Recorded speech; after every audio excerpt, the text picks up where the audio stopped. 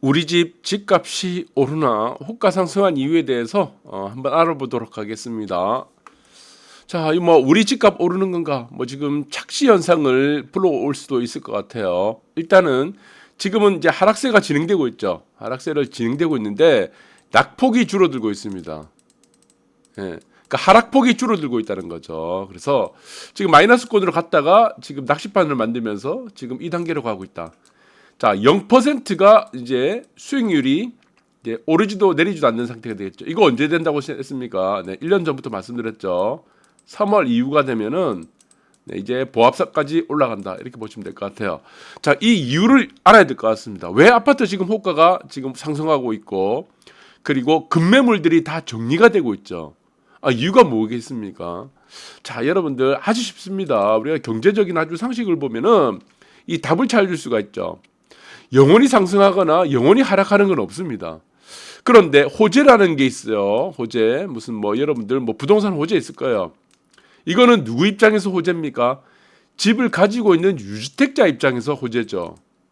그러면 악재가 하나 등장했습니다. 지금은 악재가 모든 것이 지금 부동산 시장을 평정하고 있는 상태인데 악재가 등장하면은 누구에게 이익이 됩니까? 이거는 무주택자한테 이익이 되죠. 이 무주택자. 왜? 악재가 나오면 나올수록 싸게 살 수 있으니까 싸게. 예. 반대로 유주택자들은 악재가 나타나게 되면은 이제 불리하게 될 겁니다. 집값이 떨어지기 때문에. 그런데 이 악재라는 게 대부분이 무엇입니까? 뭐 금리라는 부분도 있고 뭐 미국 뭐 연준 뭐 우리나라 이창용 총재 미국 따라하는 이창용 총재 뭐 여러 가지 많을 거예요. 뭐 자금 경색도 있을 거고. 네. 뭐 금리가 올라가니까 자금도 안 되고 뭐 대출 한도 이런 부분들 그러니까 금리라는 부분이 지금 악재로 요소로서 무주택자한테 유리한데 이게 계속 나오면 어떻게 되겠습니까? 계속. 그래서 우리가 이거를 한계효용 체감의 법칙을 봐야 됩니다. 한계효용. 한계라는 말을 제가 굉장히 중요하다고 그랬습니다. 한계. 부동산에서 한계라는 거는 여러분들에게 굉장히 중요한 단어예요. 그러니까 경제학이라는 거는 한계라는 말로 끝납니다. 한계. 그러니까 예를 들어서 뭐 여러분들 햄버거 좋아합니다. 햄버거 매일 먹어요. 처음에 햄버거를 하나 먹었어. 너무 맛있어. 아니면은 피자라고 봅시다. 피자 처음에 맛있죠. 안 먹다가 한 몇 개월, 6개월 동안 안 먹었어. 그날 피자 하나 먹었습니다. 너무 맛있습니다. 이게 뭐죠? 효용이죠. 효용. 좋죠. 다음날 또 피자 드셔보세요. 그 다음날 또 피자 먹어봐. 여러분들 결혼하면은 신혼여행 갑니다. 신혼생활 하죠. 처음에 부부관계 얼마나 좋습니까? 그거 매일 해보세요. 예, 눈만 뜨면 해보세요. 지겨워서 못합니다. 지겨워서. 여러분들 뭐 저는 결혼 안 했지만 뭐 얘기를 듣기로 다 그래요. 피자도 마찬가지고 뭐 결혼생활 부부관계도 마찬가지예요. 왜? 하면 할수록 이게 지금 효용이 떨어진다는 겁니다. 내 필요성이 떨어지는 거예요. 내가 이거를 선택할 수 있는 것을 바꿀 수 있는 뭔가의 가치가 계속 줄어든다는 겁니다. 그 피자를 먹는 동안 내가 딴 걸로 바꾸겠죠. 한계 효용이 떨어지니까. 똑같은 겁니다. 악재라는 게 있어요. 이 금리라는 악재가 있어요. 금리 상승이죠. 이게 금리 상승. 금리 상승이라는 악재가 매일 나와보세요. 매일 나오면요. 매일 떨어집니까? 나중에 지겨워요. 지겨워. 그러면 어떤 현상이 생기느냐? 이 지겨운 것이 나중에 이 금리 상승이 호재가 됩니다. 금리가 이제 멈추거나 조금만 하락을 해도요. 그냥 폭발해. 왜? 그동안 금리 상승이라는 얘기를 막 기가 따갑게 들었던 거야. 막 미칠 정도로. 네. 이게 바로 한계 효용 체감의 법칙이라는 거죠. 효용은 어떻게 된다는 겁니까? 효용. 이제 그래프 보시면 효용은 항상 반비례한다는 얘기예요. 효용이 이거를 피자를 먹을 때마다 이 효용이 증가하는 게 아니죠. 피자를 먹을 때마다 효용이 증가하면은 정비례가 돼야 되는 겁니다. 이게 안 되는 거죠. 여러분들이 라면 매일 먹고 보세요. 라면 맛있습니다. 처음에 안 먹다가 한 1년 동안 라면 안 먹고 사세요. 군대 가면은 1년 동안 라면 안 먹다가 라면 한번 먹어보세요. 막 미치고 환장합니다. 너무 맛있어서. 이거 매일 못 먹는다는 거죠. 그래서 금리 상승이라는 이 악재도 매일 계속 얘기하다 보면은 이게 어떻게 되냐. 예, 악재로서의 이런 부분들이 작용이 제한이 된다는 겁니다. 그래서 지금 호가 상승한 이유가 이렇게 된다. 그래서 영원한 악재가 없다는 거다. 한계 효용 체감의 법칙이 이 부동산 악재라는 금리 인상이라는 이 악재에도 적용한다는 것이다. 여러분들 잘 기억하시기 바라고. 지금 어떻게 되고 있습니까? 시세 계속 지금 0%입니다. 이게 0%죠. 여기 있습니다. 0%.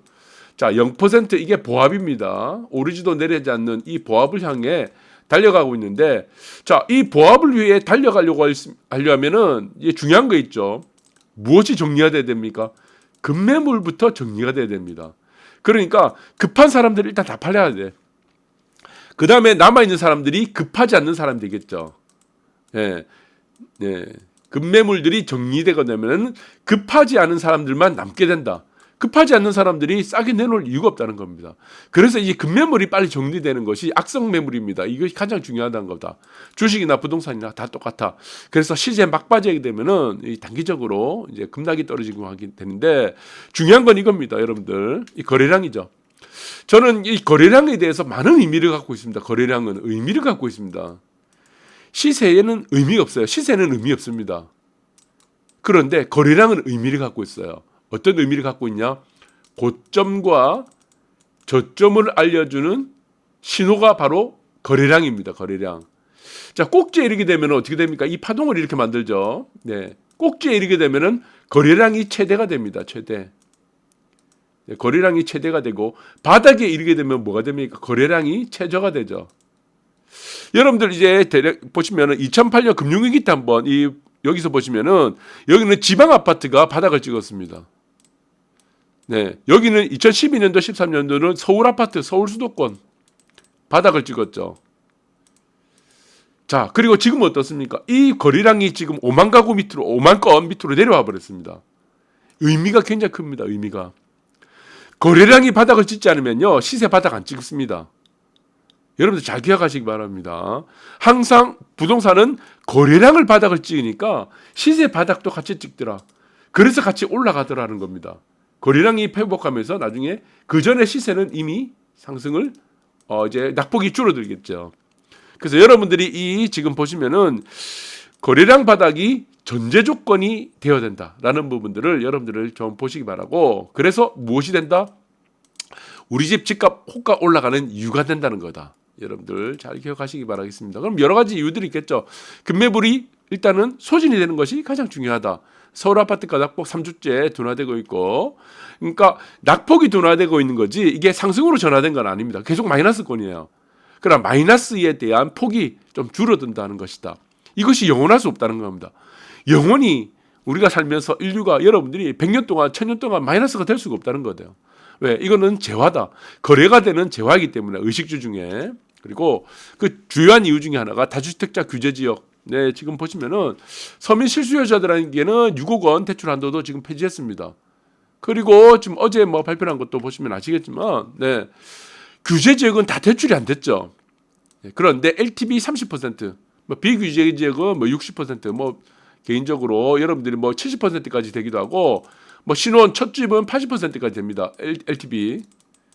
예, 되고 여러분들이 뭐 기준에 따라 다르겠죠. 다주택자 60%, 비규제 지역은 다주택자 60% 되고, 그리고 1주택은 70에서 80%, 생애 최초는 80%까지 되고, 이제는 나머지 남은 게 하나 풀린다고 그랬죠. 그래서 지금은 규제 지역, 비규제 지역 사실 의미 없습니다. 네, 다주택자에서 규제 지역이라는 얘기죠. 네, 이거 용산구, 강남구, 뭐 서초 이쪽에 보시면은 다주택자가 아예 되질 않는데, 그래서 지금 1주택을 선택한 사람은 60% 되고 다주택자도 30%까지 가능하다는 거다. 그러니까 이게 규제 지역 자체에 의미 없다는 겁니다. 이게 의미 없어. 왜? 다주택자에게도 규제 지역까지도 LTV를 30%까지 벌었으니까 대출액 주겠다는 거예요. 그러니까 급매물이 소진될 수밖에 없다. 이런 대로 이렇게 보시면 될 것 같아요. 그리고 또 하나 중요한 거는 이건 이제 특례 보금자리로 지금 이제 소진이 이제 얼마 남지 않은 것 같아요. 네, 지금 소진이 얼마 남았다. 지금 그래서 지금 이거는 특례 보금자리로는 여러분들 아시겠지만 이게 9억입니다. 9억. 집값이 9억 원이에요. 그러니까 9억 원이 넘지 않으면은 이거 대출이 안 됩니다. 이거 누구 기준이라고 했죠? KB 시세 기준이죠. 그런데 KB 실제 시세가 8억 9천인 데가 있어요. 8억 9천. 이거 어떻게 해야 됩니까? 네, 이거는 지금 KB 시세가 변동이 될 수도 있고 안 될 수도 있죠. 그럼 이거는 전화를 해야 됩니다. 전화. KB 시세에다가 지금 9억 미터로 떨어졌으니까 이거 시세 반영해 달라고. 그럼 이제 8억 9천이 되겠죠. 그러면 특례보금자리로는 그날 바로 집어넣습니다. 네, 이렇게 합니다. 지금 다. 지금 왜 그렇습니까? 서울의 시세가 지금 서울 평균 시세가 얼마입니까? 9억이 돼버렸죠. 9억 원. 시세가 좀 내려가서 9억 원이 돼버렸어요. 그러니까 지금에서 보시면 특례보금자리로는 중도 상환도 되기 때문에 이게 금리도 3%대 지금 안 할 이유가 없다는 겁니다. 네, 호가는 지금 올라가 있고 금년물은 정리되고 있고 그리고 특례보금자리로는 한도가 지금 거의 다 얼마 남지 않았습니다. 그러다 보니까 지금 이제 사람들이 이제 바보가 아니죠. 그래서 이왕 1주택은 시세가 오르든 말든 하나는 있어야 되잖아. 맨날 애들 데리고 이사는 갈 수는 없으니까. 이왕 지금 가격은 떨어졌고 금매물이 어차피 나와 있는 상태이기 때문에 지금 어차피 막 소진되고 있는 상태죠. 급하다는 겁니다. 네. 그래서 여러분들 지금 월세도 마찬가지지만 월세 평균이 지금 100만 원이에요. 넘었습니다. 서울. 그러니까 차라리 이거 스트레스 받지 말자. 사실은 전세에서 자금을 모아서 그 다음에 매매 타이밍을 보려고 월세 들어갑니다. 그 다음에 월세에서 내 집 마련을 해요. 근데 지금 100만 원이 넘는 이거 지금 중간 단계에 있는 월세가 지금 비용이 너무 많이 들어가다 보니까 그러니까 전세에서 이제 만기가 되면 바로 다이렉트로 내 집 마련에 들어가자. 자, 그래서 KB 시세가 지금 보시면은 원하는 구간의 실거래가가 있어야 된다는 거죠. 이게 9억이죠. 호가도 시세보다 낮아 계약금 납부 KBC에 조정한다 의견을 남겼다. KBC에 조정 의견을 남겼다. 이 얘기 이겁니다. 9억 원이 미만이 돼야 되는데 아까도 얘기했지만 8억 9천이 돼버린 겁니다. 실제 시세가 실매매가 매매가가 그래서 어떻게 한다? 이쪽에 있는 사람 서울에 있는 사람들이 호가도 시세보다 낮아 계약금 납부 KBC 조정해달라는 의견을 남겼다는 거예요. 그러니까 실거래가도 지금 구간 안에 들어갔고 호가 자체도 시세보다 낮기 때문에 이거를 어떻게 했다? 국민은행 KB 부동산에 전화를 해서 여기 전화를 해서 이거 지금 실거래가도 낮고 호가도 낮으니까 9억 미터 떨어졌으니까 8억 9천이니까 조정해달라. 그래서 이거를 조정을 했답니다. 그래서 그날 바로 무엇을 했답니까? 상품을 특례보금자리론 상품을 여기 보시면은 이용을 했다는 거 써 있습니다. 이렇게 하는 분들이 많습니다. 지금. 네. 9억이 넘어갔을 때 집값이 9억이 넘어갔을 때 특례보금자리로 되지 않으면은 그래도 뭐 신용이 좋을 때는 뭐 4, 5% 정도 되니까 3%대 중도 상환이 되는 특례보금자리로는 안 되죠. 그래서 이렇게 여러분들이 이런 이제 지혜죠, 지혜. 부동산 지혜, 삶의 지혜다. 이거를 기지를 발휘해서 원하는 아파트를 매입을 한다.